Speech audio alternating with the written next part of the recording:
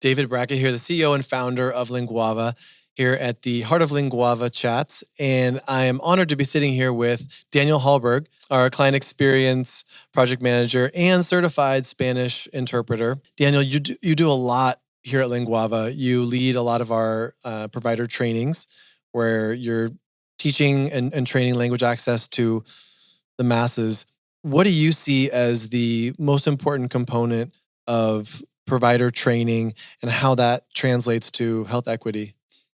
Thank you for the question, and thank you for hosting us here, David. I would say, in my opportunities to interact with client organizations and work through language access plans and think about how language services are being deployed by the different organizations that we serve to serve their communities and their patient populations, it's really critical that they have a game plan getting into the situation, that they know exactly what the patient journey looks like, where the friction points are, and kind of plotting that out on blue sky days, as we talk about in the team, so that under the best set of circumstances, they've created a game plan of how exactly they want to access an over the phone interpreter, how they want and when they're accessing or scheduling an on site interpreter to come in and provide services that can be so vital to making sure that those health outcomes are achieved in a viable format.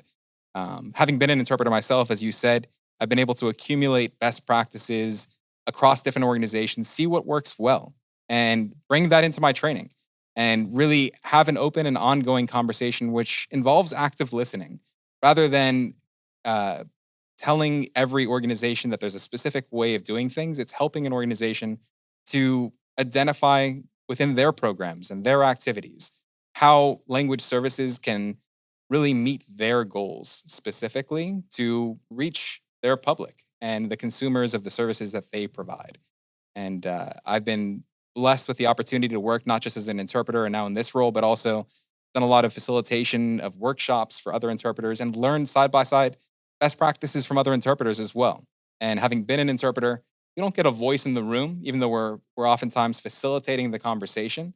So getting to step out of that role and then bring those years of experience that I've been able to develop as an interpreter back to the providers and share my successes and the things that I've seen done successfully by my peers to really further their goals is a wonderful opportunity that I'm really fortunate and grateful to have. Thanks for sharing. And Daniel, as a linguist yourself, a lover of languages and other cultures, I have to ask you, can you think of a metaphor or an idiom or something like that to be able to sum up the role that we play as interpreters or translators? Yeah, I definitely can. And idioms specifically, playful, figurative speech is a huge challenge for interpreters specifically because when you're interpreting on the spot, sometimes you get kind of caught in those moments. And so rather than provide a metaphor in English, I'd love to actually pull from my target language. And one of my favorite idioms in Spanish is actually, maybe you can help me finish this one, David. You might be familiar with it, but entre dicho y hecho hay. Un gran trecho. Yeah. So between word and deed, there's a void, a chasm. And oftentimes, as interpreters, we talk about being bridges of communication. And as language service providers, we here at Linguava can really help an organization to bridge the gap to really accomplishing the goals that they set out to accomplish with their consumers that are either limited English proficient or members of the deaf and hard of hearing community. As a full service language provider, we also have sign language interpreters that we can provide. And then the backbone of all language service is translation, having materials available and making sure that we've paved over that road, created that bridge to really make sure that between word and deed, there's a accomplished goal that both patient and provider can feel confident and you know proud to have accomplished together. It's so true. When you're thinking about language access and what ultimately does success look like for a healthcare provider? What kind of a what can they stand back at the end of the year after servicing the community, and what could they be celebrating? What have they accomplished through language access? When you talk about accomplishment through language access specifically, internally, I belong to our client relations team. I do a lot of work alongside our account managers that are working with client organizations.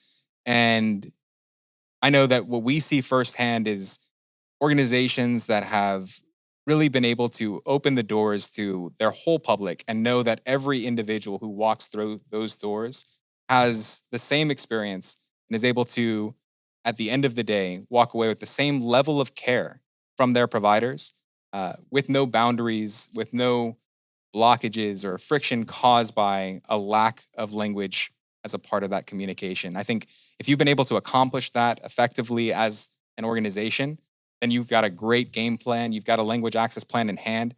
I heard one of my peers actually today talk about language access potential and what does that look like? How are you leveraging the different tools that we make available to you through your partnership with Linguava? Yeah, so much potential there with the right language access plan, with the right training in place. Well, thank you for joining us today and thank you for sharing. Thank you for having me, David.